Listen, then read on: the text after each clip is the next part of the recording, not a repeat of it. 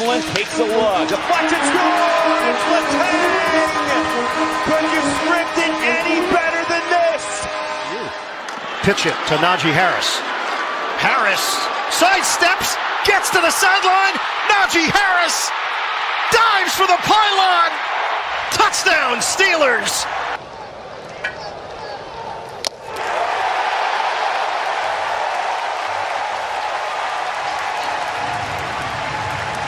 I don't think I expected anything less.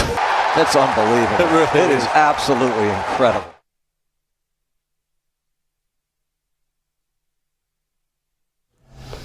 Welcome to another live edition of Pittsburgh Sportsline in the BPTV studio right here in the municipal building. Happy New Year to all of us. We had a 2-week hiatus and I can barely talk anymore because I've been quiet, well, almost quiet for 2 weeks. Smoking Jim was at a private luxury resort? Well, before we get too deep into this, for all the fans of Pittsburgh Sportsline and friends of us, and Smoking Jim, he was scheduled to be in a hospital for an unknown procedure, and we've had other people have procedures and they found out it's surgery. Well, I pulled off his hat the other day and I felt a zipper on his brain. So he said he felt great before the new year. He went in after Christmas and they asked him in the studio, all the volunteers asked him how he is, and I feel great. I go, that's what he felt before. So my best friend's back. I appreciate his private reasons, and he's sworn to secrecy. If we outlive him, we'll only know when they do the autopsy on that casket. And we'll find the truth, and we just don't know what happened. And some people go, what do you mean he's in there again? And a little side story, we'll talk sports, but I put up some pictures, because Smoking Jim doesn't mind if I tell everybody to pray for him because he's a man of God and believes in him. If he only tell us something.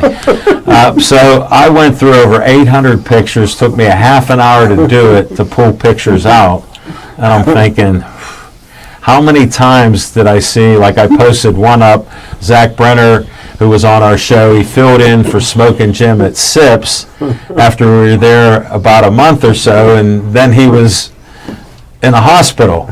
So he survived that, and that's back about 11 years ago, 12 years ago.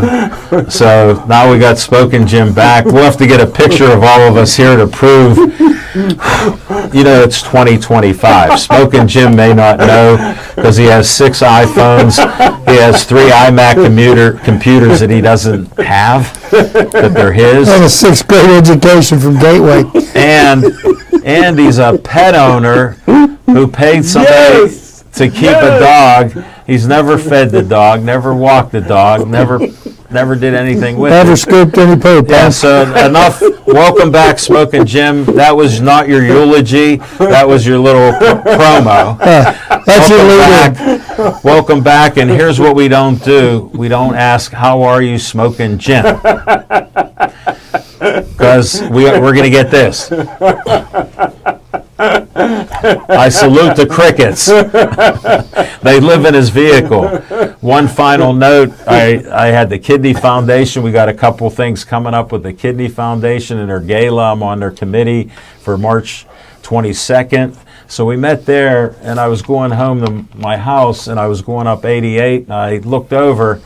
KFC has one of the best deals for Smoking Jim. They must have known he got out of the hospital recently, so they have it up there. 8-piece dark meat bucket, $10. And there was a line up there with fans of Smoking Jim trying to get him something before he came in. Why is the bucket of white meat more expensive? No bones in it. No bones. All right, enough of that. We got to get back to some sports. We appreciate all of you on watching us on Facebook and all that. You're watching us if you're on TV. You could tell your friends Verizon Government Channel 31, Verizon government channel Comcast 95. So that's where you're watching us on TV, and you're on Facebook. And I can't pull it up right now, but I'll work on that. Let me get it, and we'll see if we are there. Nope. Not yet. Oh, there we are. We are on Facebook, so I can check to see if anybody's watching. Yeah, a few of our fans. Tony from Chick-fil-A. Smoking Jim, many of so many kept secrets. Johnny Mariano, Happy New Year, guys. Wow, Rhodey and Chip on the same show. All right. Glad you are smoking. Long live Pittsburgh Sportsline. Luckily, Johnny didn't forget me. He wished me a Happy New Year when he was talking to his son, Michael. Nick Rhodey, Al, you're absolutely right about Open Door More. Wow, I salute you. He didn't waste any time, did he? That is great. Thanks for tuning in, Nick. Where's Peggy? Paul Haley, good evening, guys, watching from SC.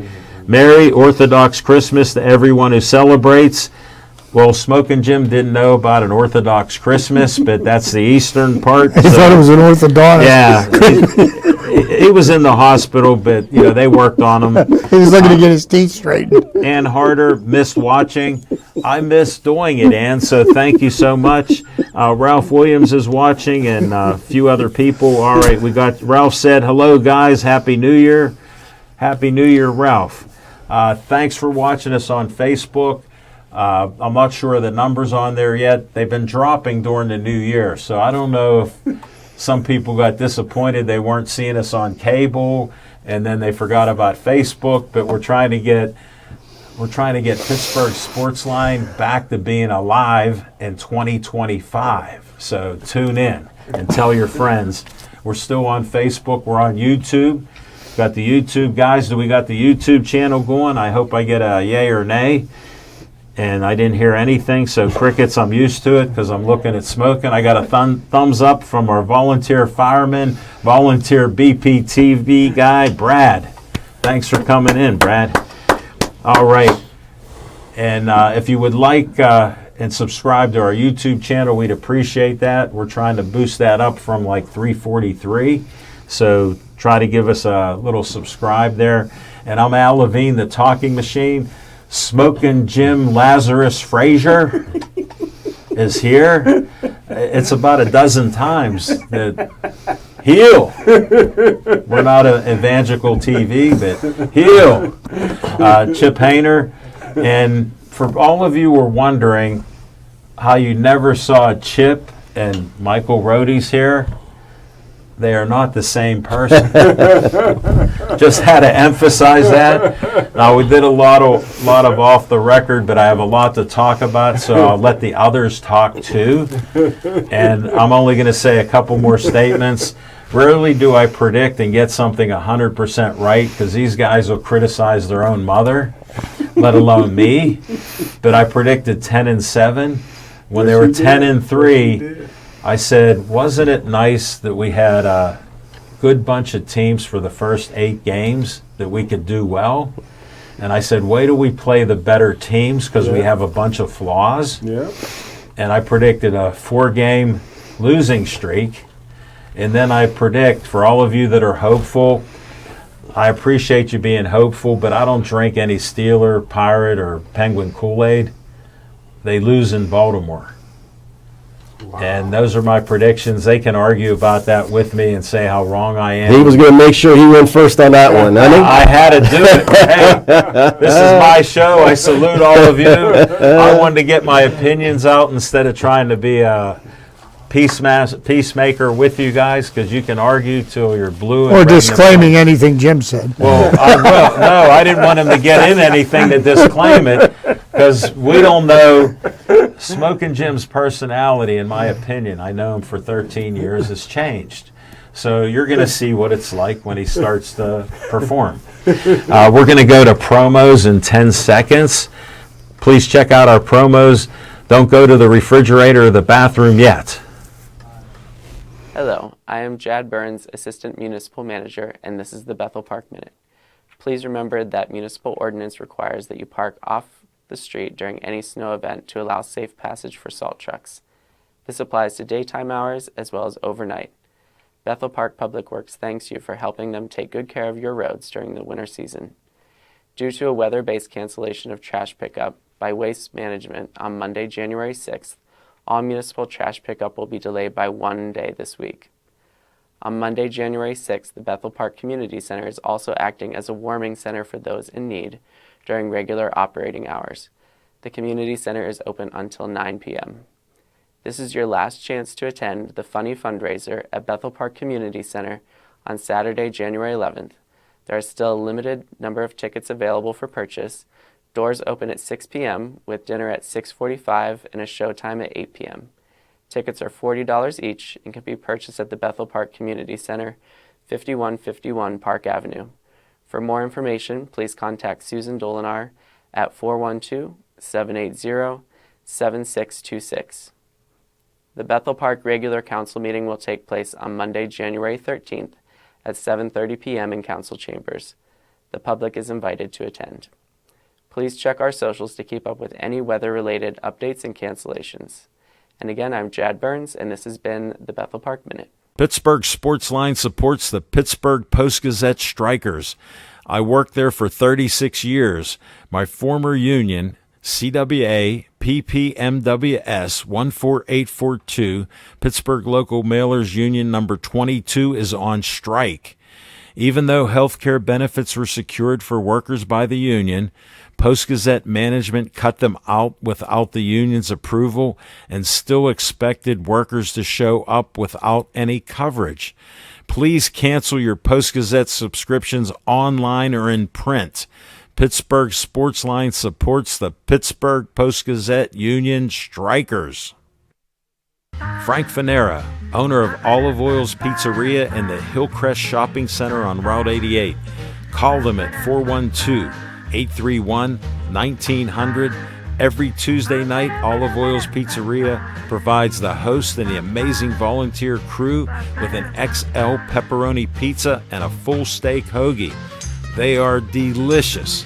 Olive Oils is proud to support Pittsburgh Sportsline and the volunteers at BPTV.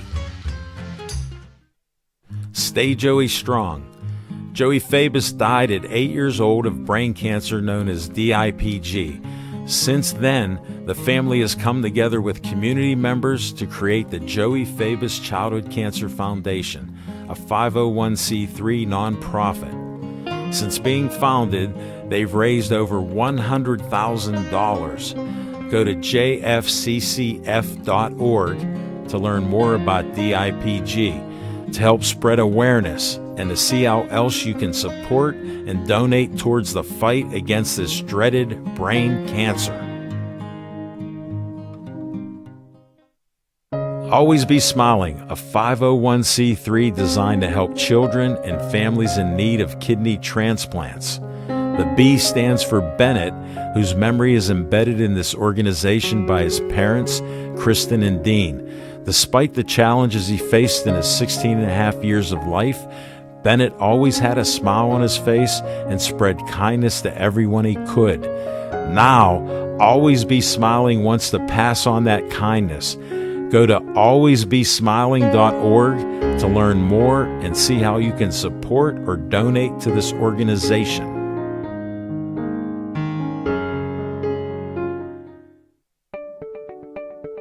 The Bethel Park Community Foundation has money for you. I'm Al Levine, trustee on the board of this great organization. The BPCF focuses on raising money to provide scholarships, grants, endowments, and more. Grant requests are available online from $100 to $5,000. You can also attend fundraisers or donate. Go to bpcf.org to get more information and to stay up to date on upcoming events. The Bethel Park Community Foundation, focusing community resources, building for the future. The Bethel Park Historical Society is a 501c3 that serves Bethel Park. The Historical Society operates out of the Schoolhouse Arts and History Center, located at 2600 South Park Road. Look for the red and white trolley right out front. Reginald's Coffee is inside, and I've heard it's the best coffee around.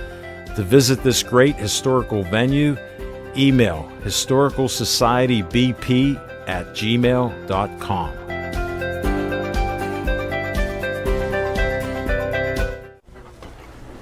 Hey, thanks for watching all those promos there.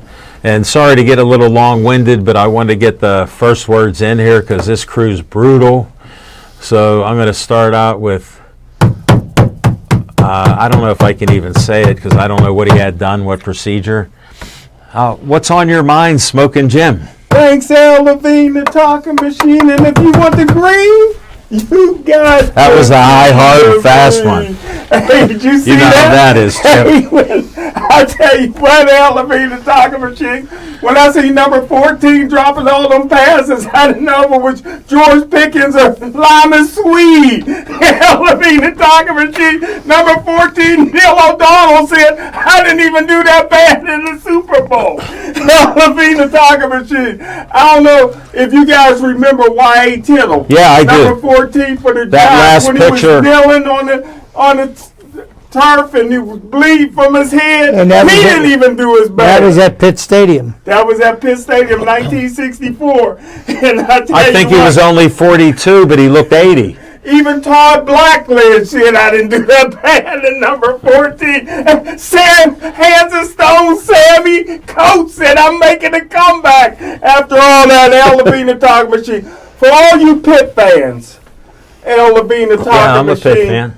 That is saluting the backup quarterback because he ran for a 2-point conversion. Al Levine, the talking machine. Now they want to have a parade for him in Penn Hills, and we all, I speak for everybody, we all hate Penn Hills. Al Levine, the talking machine. He's a backup. He's a backup. Disclaimer, my cousins lived on Rodi Road. I know they got out of it. They moved to Vegas. They moved to Vegas. Yeah. When they said, but we used to go. When they seen all the folks in the inner city moving in, they got out of there. No, we were there in the 60s, so I don't know when that happened. Hey, Al Levine, the talking machine. Finally, I'll say this. Okay. For 2025, and me and Chance talked about this a lot, I'm proud of Pittsburgh. Listen, Pitt made the bowl game, and it was a very exciting game. The Steelers made the playoffs. I think the Penguins and the Pittsburgh Pirates got a chance of making the playoffs as well. So it's no doom and gloom in 2025. Hold it, before you get too deep on that, my man's especially with the pitcher. My man's known for not drinking any alcohol, but can somebody do a test on that ginger ale bottle? The 2 liters is like a third gone. I got Mikey here. Look at that picture of those 2 buddies. But I don't think he's drinking. I just think it was that surgery.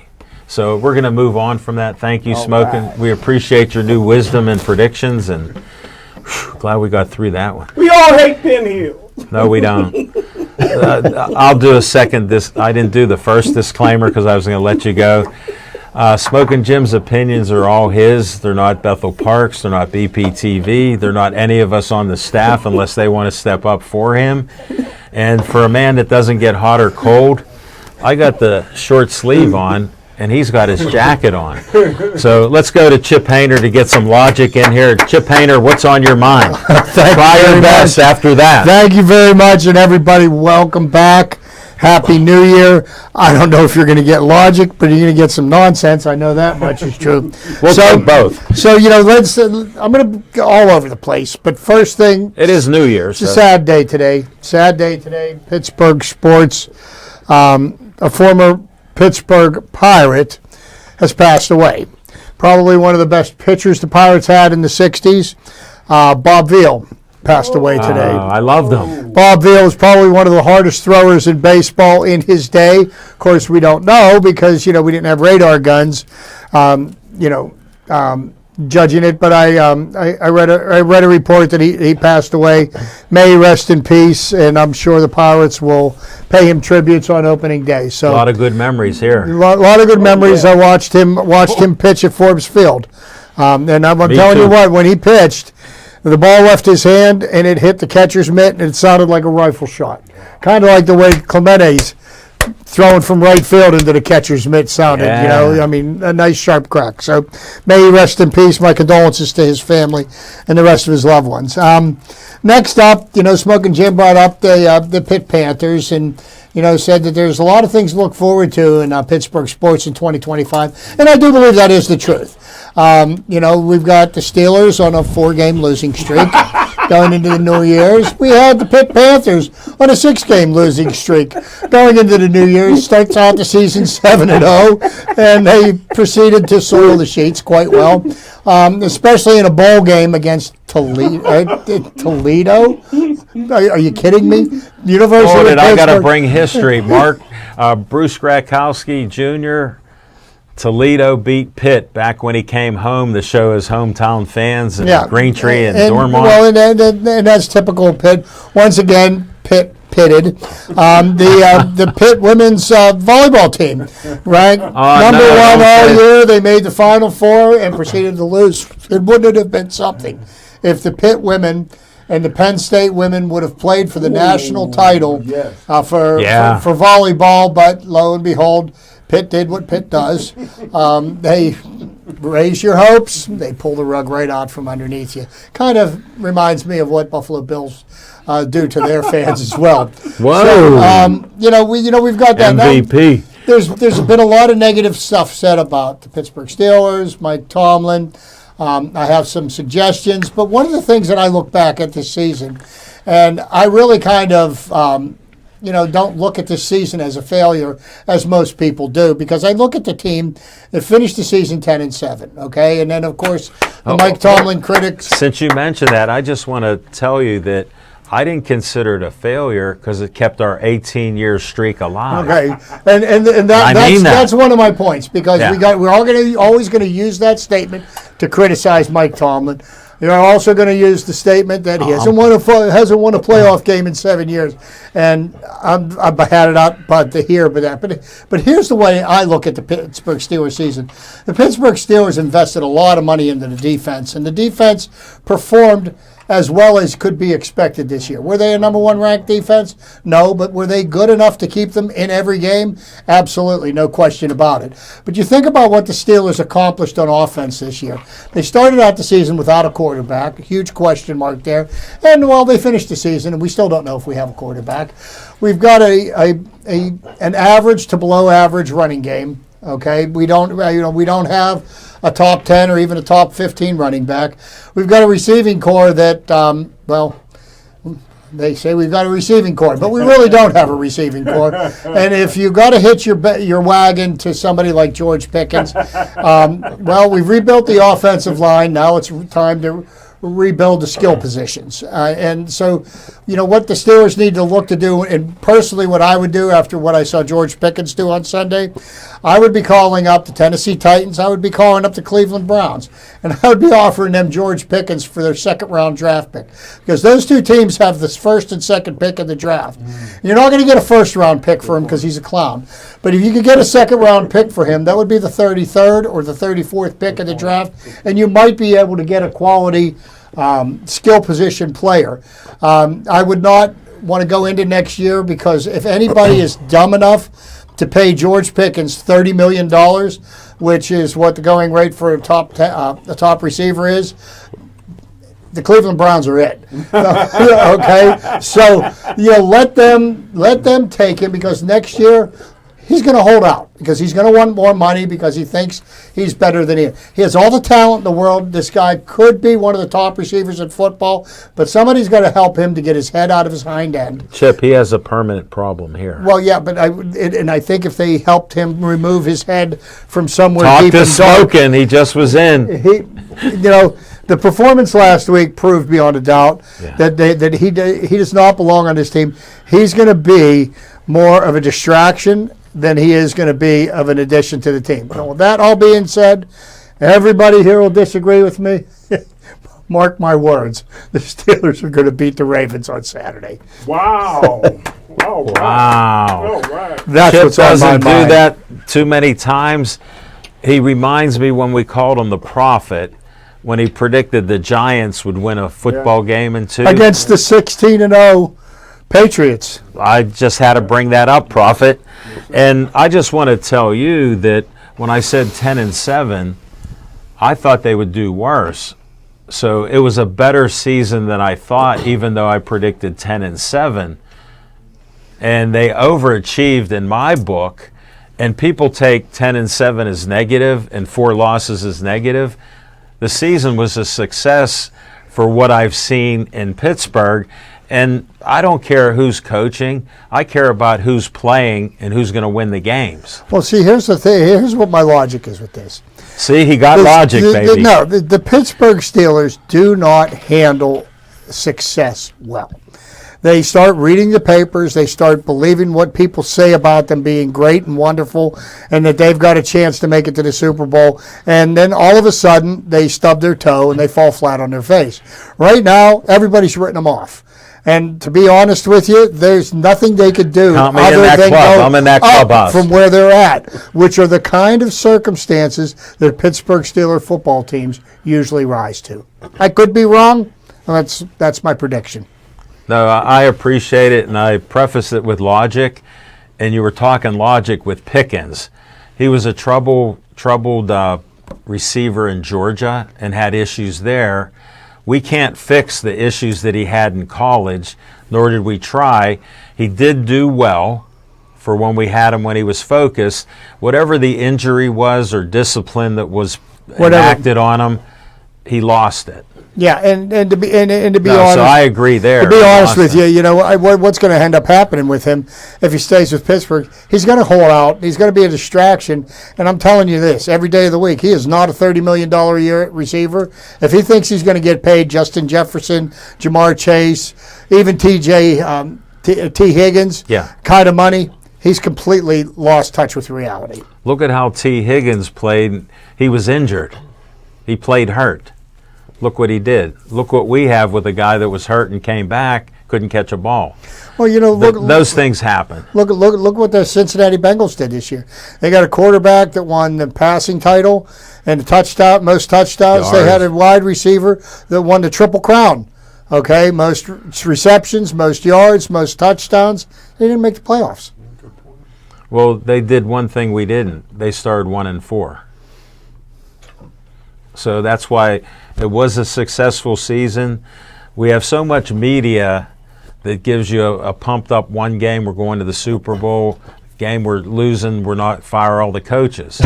So we go through that weekly. I try not to. I try to stay a little even keeled, but I don't see them doing well against the Ravens. You have another MVP potential for Lamar Jackson. I know. Just that alone. I know. So I can be wrong too, Chip. You know, and you know what? One of us is going to be right. Yeah. You know, and one of us is going to be tooting our horn. The other one's going to be like, oh, well. But I'm sticking my neck out. No, I stuck my neck out saying they'd lose 5 games in a row. Who in the media is saying that? Tell me that person out there. I rest my case. You remember Bob Prince, the hidden vigorish?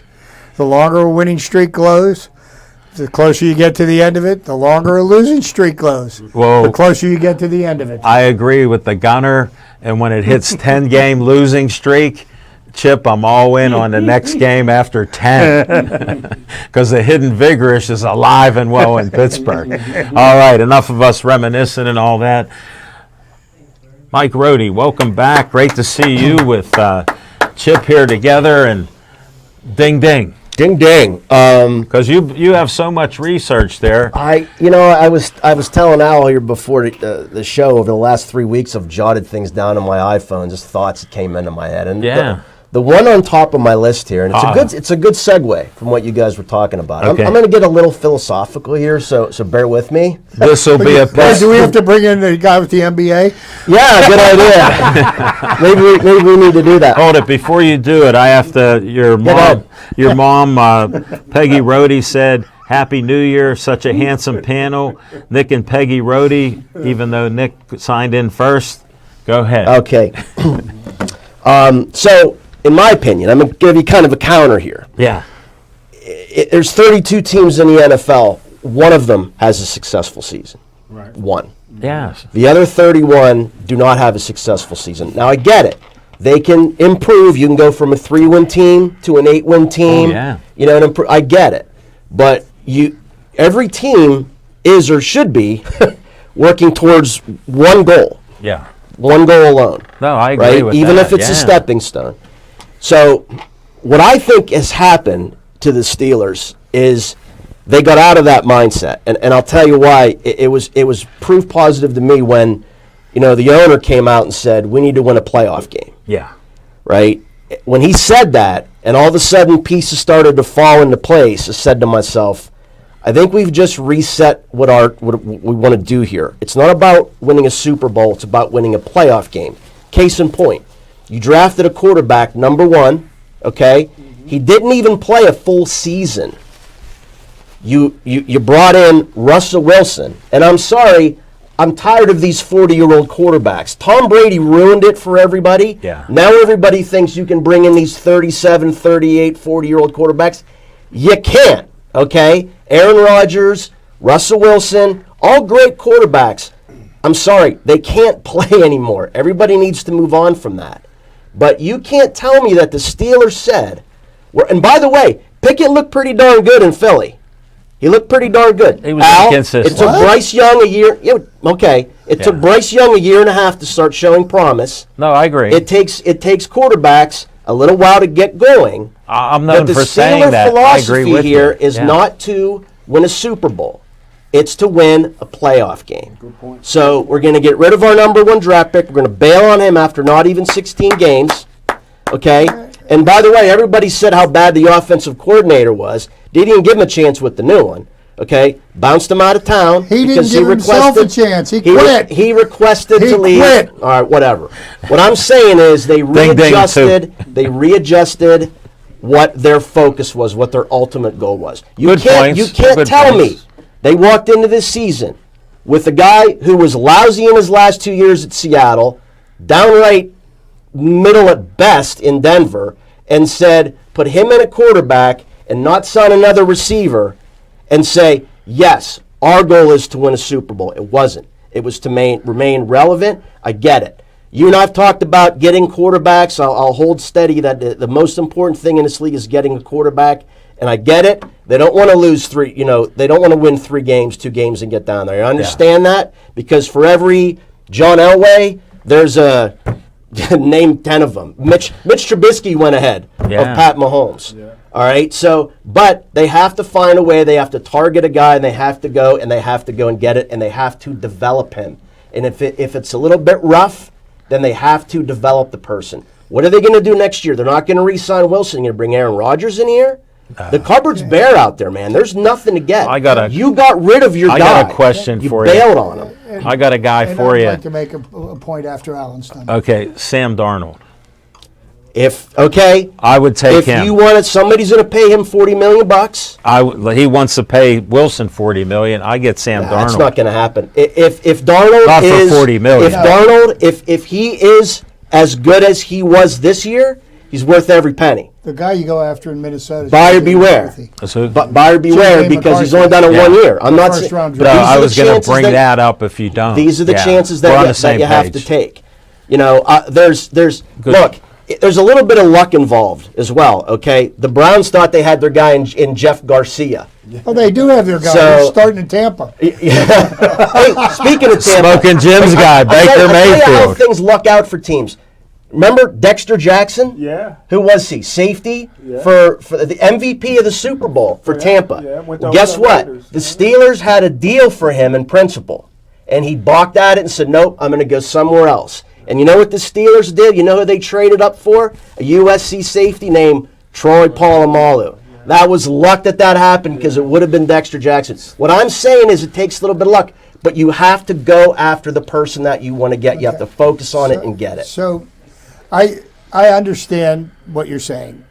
Don't necessarily agree with That's it. okay. But, because I don't think the focus of any NFL team, all 32 teams, is to win a Super Bowl. And it always has been, and it always will be. So, be able to win a Super Bowl, first you have to make the playoffs. And to be able to win a second game in the playoffs, you have to win the first. So, it's not short-sighted to say, well, we got to win a playoff game. Well, yeah, you have to win a playoff game. Because if you expect to go anywhere in the playoffs, you got to win a playoff game because it's a single elimination tournament.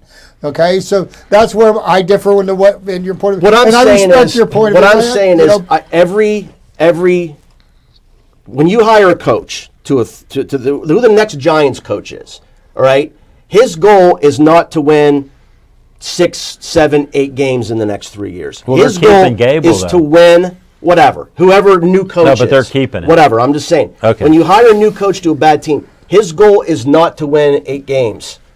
His goal is to win the Super Bowl. If you got to win 8 games as a stepping stone to get there, what I'm saying is the Steelers they vacated that, in my opinion, and that's why they're stuck in this perennial 9-10 win thing, because what they have to do, and hey, it happens. We went 20 years in between franchise quarterbacks here, okay? But what are we going to do? We're going to go through the Mark Malones and the David Woodleys. We're going to do this and that. Or we're going to go find a good, target a guy, and if he doesn't work, get the next guy. What I'm saying is, I firmly believe this. They gave up on Pickett too quickly. Pickett gave up on the Steelers, and I'm sorry. I'll debate this with you until I'm purple. Right. Okay, because he quit. They brought in Russell Wilson, and Kenny Pickett said, "I'm taking my things and I'm going home." Why you got to be purple? He doesn't. They didn't have to trade him. They didn't have to trade him. Look, and here's the thing with that. Okay, if they didn't want to have a malcontent on their team, then why do they have George Pickens? Why do they have give me a break. They don't care about guys' couldn't get rid of them all, and Mike Tomlin is as stubborn as the day is long, and he thought that he could get the most out of George Pickens, and you know what? He needs to admit, I made a mistake. We need to cut bait, and we need to move on from him, and that's what I believe needs to happen there. But Mike Tomlin, I give him credit because he does. He told us before. I'm Tell a Tomlin us again. fan. You guys know I'm a Tomlin fan. I don't think Tomlin's the problem. I just told you what I think the problem is. I think the philosophy needs to switch to, we're not going to worry, we're not going to search for these 9-7, 10-7, and get in the playoffs in hopes anymore. They're going to have to take some lumps, find a quarterback, develop them. I like the kid from Alabama. I like the kid from Oregon. Think about this. Take a shot. The Cleveland Browns, since they came back into the NFL, okay, after the first time they moved from Cleveland, the second time they're moving from Cleveland's right around the corner, they have gone through 40 quarterbacks, and they have had more number 1 draft picks in the draft, not this goes high round says, draft hit picks, or miss. but the first pick in the draft. They probably had more of them than any team in the history of the NFL, and look what they've got for a quarterback. What's your point? Then what should they do? They're still trying. But what should they do? What should they do? If they've done all that and it didn't work, what should they do? It starts with the I'll ownership. answer it. It's a rhetorical question. You keep trying until you get the right guy. Right? You're both on the same page. So by winning 8, 9, 10 games a year, does that mean that you're not trying?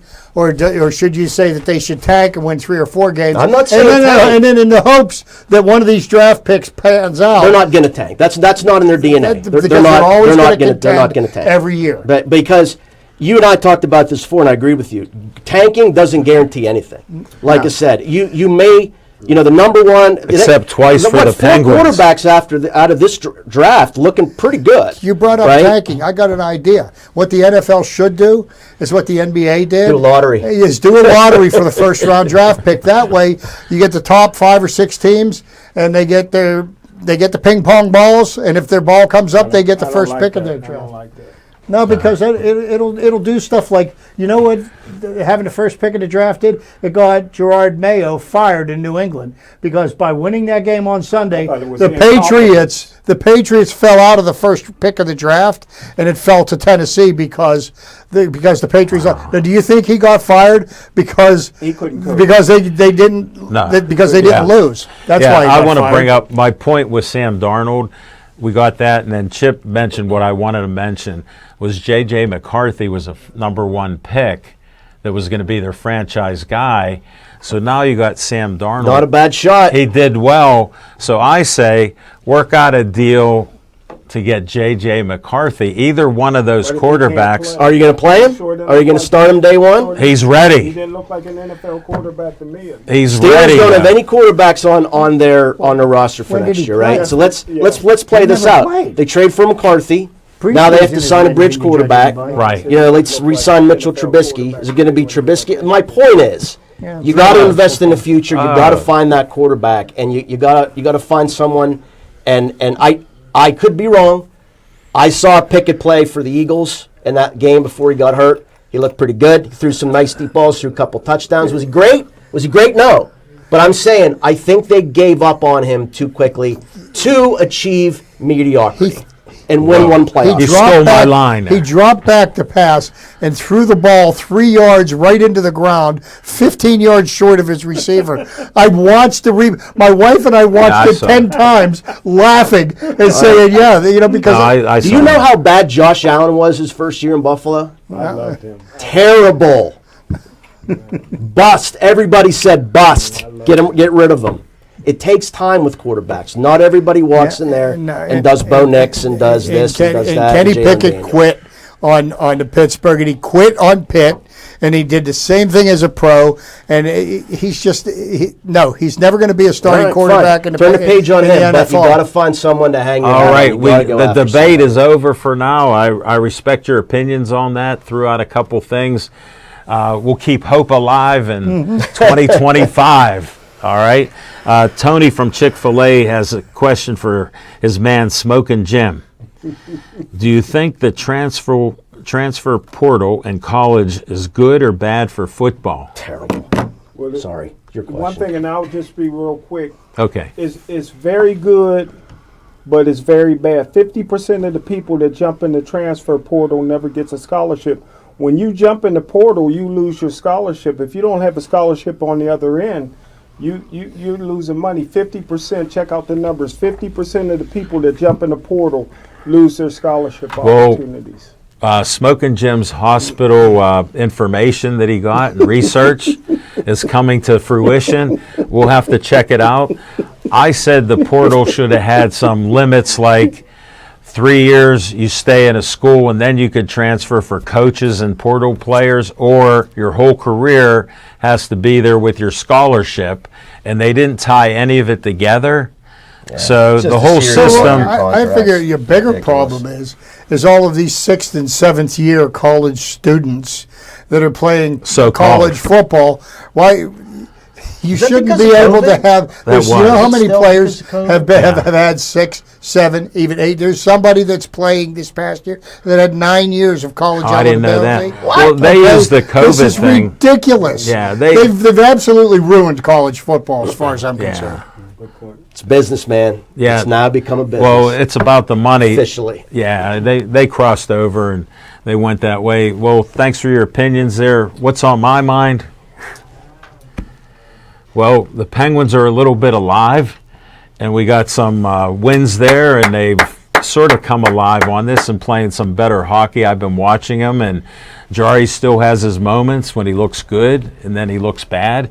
And the defense, who knows what's going on. It's tough when you got 3 stars that have been together 18 years. It's unheard of. It's a great record, but we got to move on from it. I'm hopeful that I guess the Boston company will come up with something for us to do. But I would just want to touch a little on the Penguins, since I have seen a couple wins, which we didn't see that before. We got to start watching the last the Penguins game they played week. Against Carolina. They go up 3-0, lose 43. Well, that's part of the inconsistency with it. Just like Jari was giving up goals in like 8 games in a row in the first shot. And then he had a shutout for a while and stuff. So you have problems everywhere on the team, and they do need a case of rebuild, but you got so many guaranteed contracts that they can't get out of unless they buy their way out of. And trading, it's hard to do. So we're sort of stuck with that.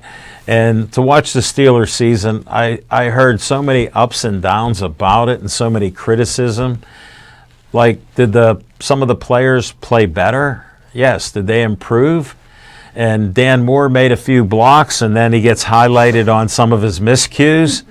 And they're not getting them all because I have a natural thing since I played the line to watch the line. And there's many a time he's on the ground and they're coming past. And that's to trip them as they go over them. Well, yeah, and then I got to bring this up to a friend of mine that was on the show, Guns, and Smoking Jim, who was against Cam Hayward. And I've never seen media promote a guy making so many good plays at 36 years old and signing another contract. And he's actually doing very well, that the announcers are even mentioning what he is doing. And instead of us taking pride in it, we're like, he's falling down or he can't get up, they're knocking guys over. Look at how he played after signing all that money. Mike, you watch, Chip, you watch. Look at these guys get big money, and then what do we say? Where are they? On the injured reserve. Yeah, so Cam Hayward, I just wanted to salute that since I'm the oldest guy on the panel at 68. I salute the old guy who's getting hit and hitting guys. He's like 300 pounds, and he's still doing it. And who knows how he's recovered from all that surgery that they predicted he wouldn't even do anything. I salute you, Cam, and we're going to go to Fiction and Fact from Smokin' Jim's Almanac.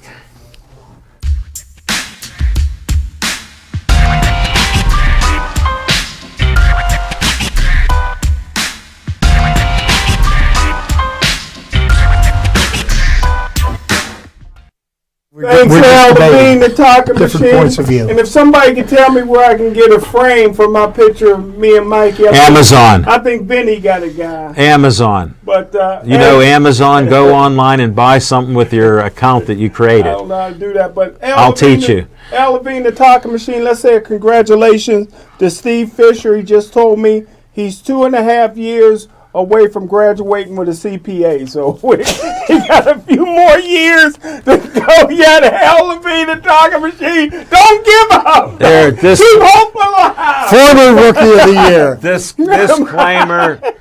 Disclaimer. Steve's been here about 8 years. Came from and Boston. 2 years away from a degree. Now, Smoking Jim, I have to disclaim. How much NIL money does he get? We got to first disclaim Smoking Jim. He got his associate. We don't know if Smoking Jim got a degree from Gateway. Then I had people investigate whether he went to Cal U. He's in uniform and stuff. And half a dozen played football. I went to Drapa. And they never heard of Smoking Jim Frazier. So you're telling me those are photoshopped? Yes. And they're old newspapers. So I'm starting to find a little crack in there before he went to the hospital to get that procedure done. And for him to talk about only 2 degrees for one of our best interns and volunteers, the MVP, Steve Fisher, I salute him. And now he's an MBA. Yeah, now he got the MBA and a BA and a BS and an XYZ, and let him get the CPA. But he's doing something that Smoking Jim hasn't done for a long time. He gets paid by people to work for them. So we got to finish up what your fiction and fact Just there. real quick for the young people. Y.A. Tittle, 1964, Pitt Stadium. Big John Baker sacked him. Pittsburgh Steelers did a number on him. He was kneeling. He was bleeding all over the place. He immediately retired from football, but hey, he was a former MVP of the league, 17-year vet, 7-time Pro Bowler. How old was he? NFL record, 7 TDs, and the Giants retired his number 14. How old was he? How old Tittle. was he when he retired? I don't know. He was bald. Well, So we're not going to talk about you. You saying the Steelers aren't going to retire number 14? So that's it. Okay, thank you, Smoking Jim. We got 9 minutes left, so I'll make it quick. Chip Painter's going to trivia time in 10 seconds, fellas.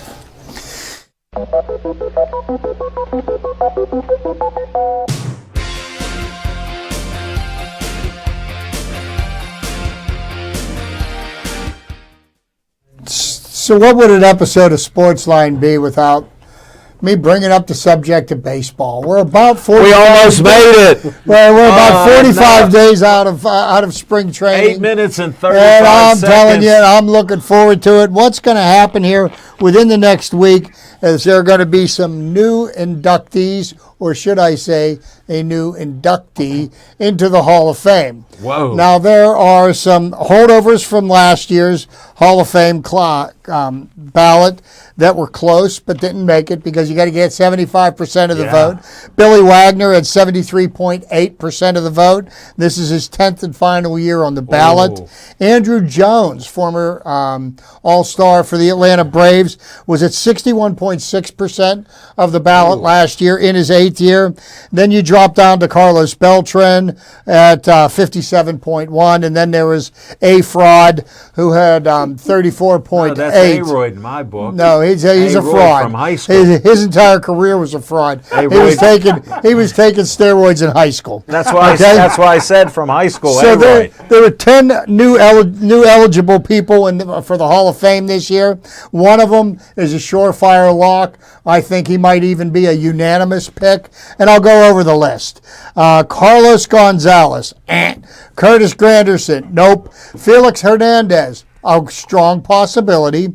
Adam Jones, Ian Kinsler, Russell Martin, forget about it. Brian McCann, Dustin Pedroia, Hanley Ramirez, Fernando Rodney, CeCe Sabathia, who may one day get into the Hall of Fame, no way on the first ballot.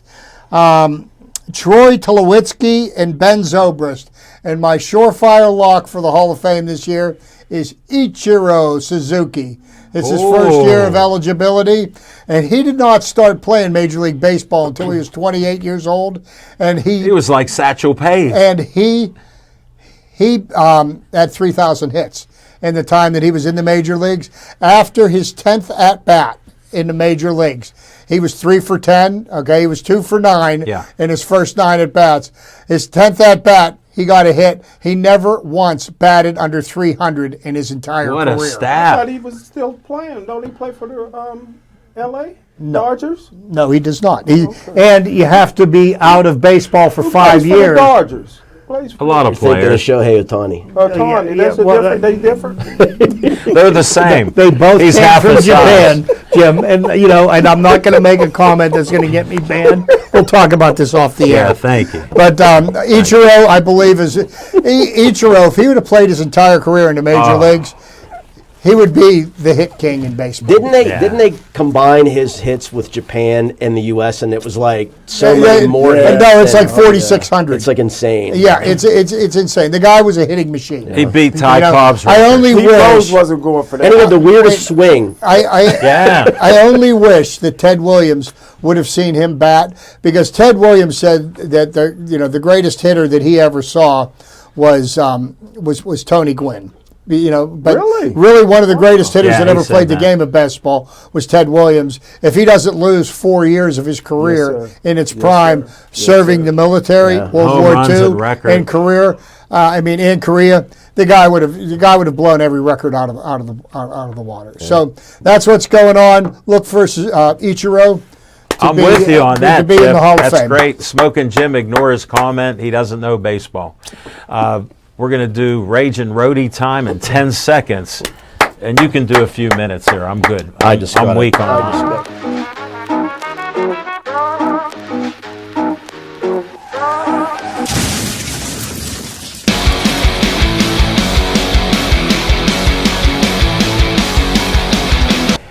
All right, I would like to do a little pat on the back and just, little endorsement for someone. Art Smith is the best coach in the NFL, Archer Smith. He's the best coach in the NFL.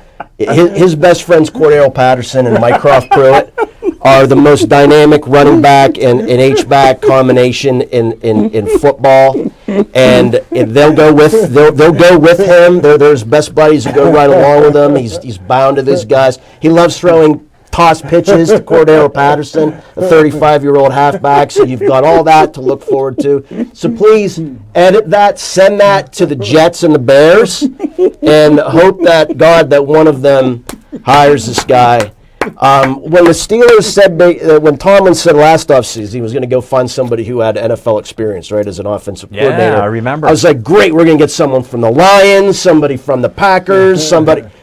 Arthur Smith, whose head coaching, or excuse me, his first offensive coordinator gig consisted of handing the ball off to King Henry. King Henry and Ryan Tannehill throwing 5-yard out patterns. That was his game, right? And then he goes to Atlanta and has 3 losing seasons as a head coach, and they draft all that talent in the first 2 rounds, and they have the worst offense in the league. But let's hire him as offensive coordinator.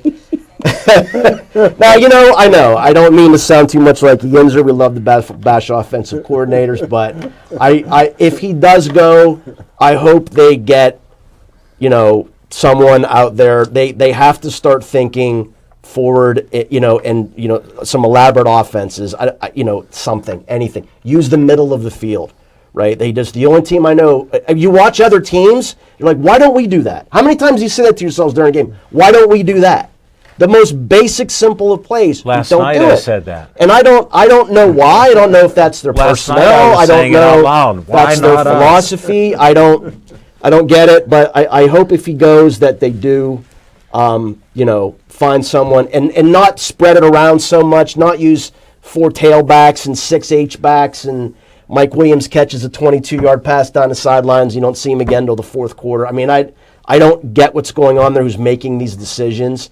But if it is the offensive coordinator, I hope that they find someone who is a little forward, and not the Neanderthal offense that I knew they were going to get when they brought this guy in. Here's what I'm honored to sit in this seat. I had logic with Chip, different opinions with Chip, and I had sarcasm at the end, which I love sarcasm. And I want to see the reality of what happens. Let me announce again, a 10-win season was good for the Steelers. What if we only won 3 games? And I rest my case about being a Steeler fan. So here's the only thing I have to say about that, because we always want to fire the coach, we want to blame the coach for everything that happens on the field, and I'm a very firm believer that I point the finger of blame at the people on the field that aren't executing.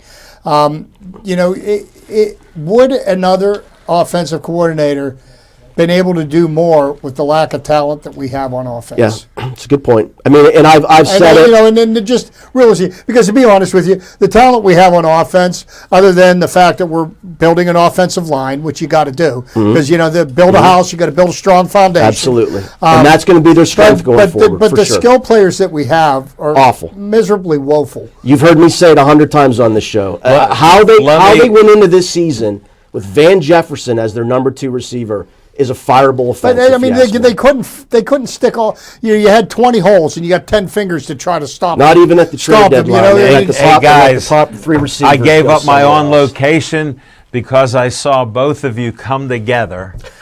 So we're staying alive in 2025. Hey, Machine, I had my first ever taco last Thursday. I heard that. He found out about tacos. I'll take you to Mad Mex sometimes. We'll try it, or we'll get you a taco there. I'll get you a taco or something, and we'll go from there. Hey, thanks for tuning in. We appreciate it. The TV station will be Verizon 31, Comcast 95. Please stay Joey strong.